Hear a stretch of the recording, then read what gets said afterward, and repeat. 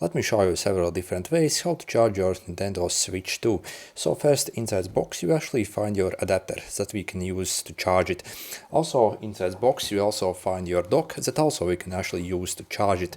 So first, if you actually want to charge it using this adapter, it's actually very easy. Also inside the box you'll get your Type-C cable, so and actually you can use any Type-C, so it doesn't matter. So you do not have to use the one you have in the box. Also when it comes to the adapter, also you actually do not have to use the one included in the box, so you can use pretty much any adapter as well. But basically, as you see, this adapter actually is quite powerful, so again it charges fairly fast. So I suggest to actually use this because it's actually like a decent adapter over here. But again, if you are maybe somewhere traveling, and again you can pretty much use any adapter to charge this. So then on the top over here you see you have this like Type-C plug over here, and we can essentially plug over here to charge it. Also we can actually charge it from the bottom here as well. So we actually get two Type-C ports, so one over here and one over here, and we can actually use both to charge it. So, and to charge it, essentially, you see, I will, for example, plug in over here. And then if I plug in basically this, so it will start to charge. Also, for example, you can charge it from your laptop as well. So anywhere really where you can plug in like Type-C or whatever really. So pretty much any device can charge this. Also, for example, you can get one of these hefty power banks that you can also use to charge your Switch. So for example, I will also do that. So we can see basically how fast it actually charges. So you see basically once I plug in, it says it's actually like charging over here as well. And when we check the power output, basically it climbs up to almost like 20 watts. So let's see, essentially, so after some time basically it climbs like and stabilizes essentially. So then also you see basically if I also plug in the top over here, it also will actually start to charge, so perfectly fine. So it doesn't really matter if you plug in over here on the bottom or on the top really. So whatever is really more convenient for you, you can use it. And then also obviously we can use our dock as well to charge it.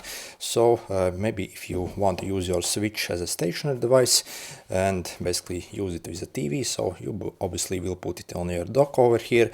So on your dock, on the bottom you actually have to take off this plate over here. Okay, so simply pop it off and see basically you have this AC adapter port over here. So this is where you actually have to plug in. So again, we are simply going to plug this in. So over here, so and basically yeah, so once you plug in and once you basically pop in your console, so you see what happens. So it actually started to charge. However, the thing is, when you actually charge it this way using the dock, the charging speeds are actually significantly slower. So it's probably no idea why it's actually slower. See, basically it doesn't even reach like 7 watts. So like maybe 7 watts. So again, yeah, not the fastest speeds. So why it's slower than basically directly, no idea really. Maybe again to maybe preserve the battery health. So obviously if you charge faster, maybe the battery like deteriorates faster. So I assume it basically if you actually use it in the dock basically, so it's constantly plugged in and it thinks maybe you basically will actually use it in the dock and it doesn't really has to be charged fast. So I guess maybe that way, really no idea. But again, so if you want to charge it in the fastest way, again I simply suggest you to actually plug in directly without the dock. So as you saw, if I actually started to charge through the dock, it was charging like almost like 2 times slower. So that's kind of weird essentially.